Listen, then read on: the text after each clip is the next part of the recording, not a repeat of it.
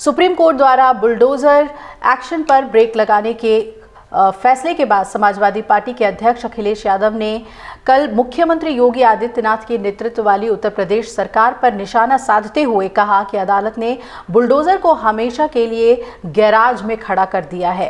अखिलेश ने यह भी दावा किया है कि बुलडोजर कार्रवाई के नाम पर गरीबों के घर तोड़े जा रहे थे और उत्तर प्रदेश में पूर्व मुख्यमंत्री ने सीसामऊ सीट पर 20 नवंबर को होने वाले उपचुनाव के लिए सपा प्रत्याशी नसीम सोलंकी के समर्थन में यहां एक जनसभा को संबोधित करते हुए बुलडोजर नीति पर सुप्रीम कोर्ट की तल्ख टिप्पणी की सराहना की। अखिलेश ने कहा कि बुलडोजर कार्रवाई के नाम पर गरीबों के घर तोड़े जा रहे थे। अब सुप्रीम कोर्ट ने अवैध रूप से मकान गिराने पर रोक लगा दी है और उन्होंने कहा कि अयोध्या में जिस तरह से बुलडोजर चलाए गए और उसी की वजह से लोकसभा चुनाव में भारतीय जनता पार्टी की हार हुई है और वहीं दूसरी तरफ मिल्कीपुर विधानसभा सीट पर उपचुनाव भी स्थगित कर दिया गया। अब सुप्रीम कोर्ट ने बड़ा आदेश जारी किया है, इससे बुलडोजर कार्रवाई पर रोक लगेगी। योगी सरकार के बुलडोजर कार्रवाई मॉडल पर कटाक्ष करते हुए सपा प्रमुख ने कहा कि सुप्रीम कोर्ट के फैसले की वजह से बुलडोजर हमेशा के लिए अब गैराज में खड़ा हो गया है। शीर्ष अदालत ने जो कहा उससे बड़ी टिप्पणी कोई नहीं हो सकती है। मैं सुप्रीम कोर्ट को बधाई और धन्यवाद देता हूं और साथ ही ये भी कहा कि कुछ ऐसे मामले भी हैं जिनमें अदालत ने ऐसी कार्रवाई के लिए सरकार पर जुर्माना भी लगाया है। अखिलेश ने प्रयागराज में चल रहे छात्रों के विरोध प्रदर्शन का मुद्दा भी जोरदार तरीके से उठाया और कहा कि जो लोग रोजगार नहीं दे सकते वो छात्रों को परेशान करने में लगे हैं।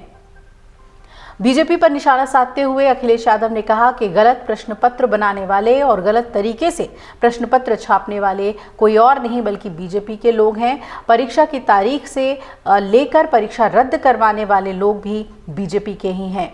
उन्होंने महंगाई के मुद्दे को लेकर भी बीजेपी पर तीखा हमला बोला और कहा कि भाजपा सरकार ने लोगों को महंगाई के दलदल में धकेल दिया है।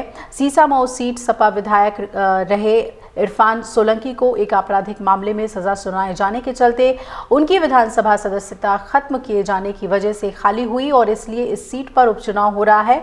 सपा ने इरफान की पत्नी नसीम सोलंकी को यहां से चुनाव मैदान में उतारा है।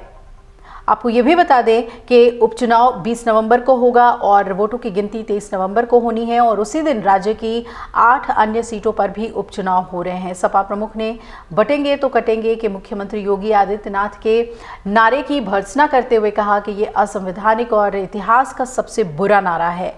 राज्य की कानून व्यवस्था की स्थिति पर हमला करते हुए उन्होंने कहा कि पहले चोरों को पकड़ने वाली पुलिस अब पुलिसकर्मियों को पकड़ने में व्यस्त है।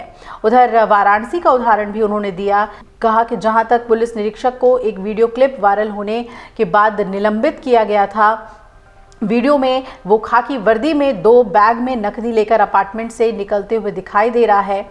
उन्होंने जून 2022 में हुई हिंसा के दौरान निर्दोष लोगों से जबरन वसूली करने के लिए कानपुर पुलिस की भी आलोचना की और कहा कि कानपुर के जिलाधिकारी को नहीं पता कि कैसे 8 से 10 फुट गहरा गड्ढा खोदकर शव को वहां दफनाया गया।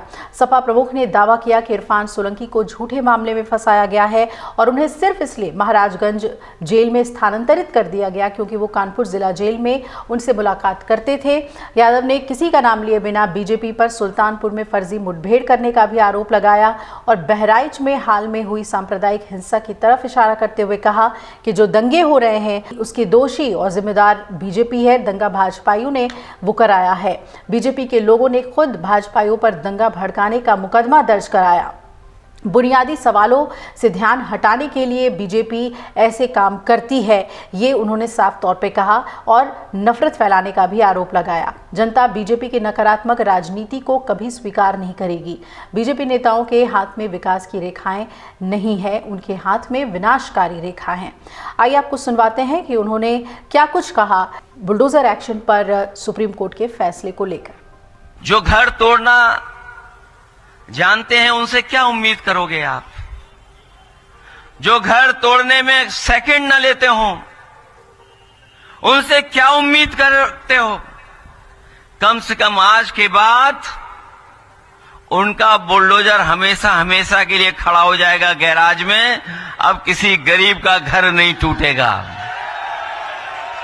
और जो फैसला देते समय पढ़ा उन्होंने अपनी लाइनें, अपना घर हो, अपना आंगन हो, उन्होंने एक व्यक्ति के बारे में लिखा कि अगर जो व्यक्ति अपने जीवन भर में कोशिश करता है कि घर बना ले, उसके लिए जो लाइनें पढ़ी गई कोर्ट में, अपना घर हो, अपना आंगन हो, इस ख्वाब में हर कोई जीता है।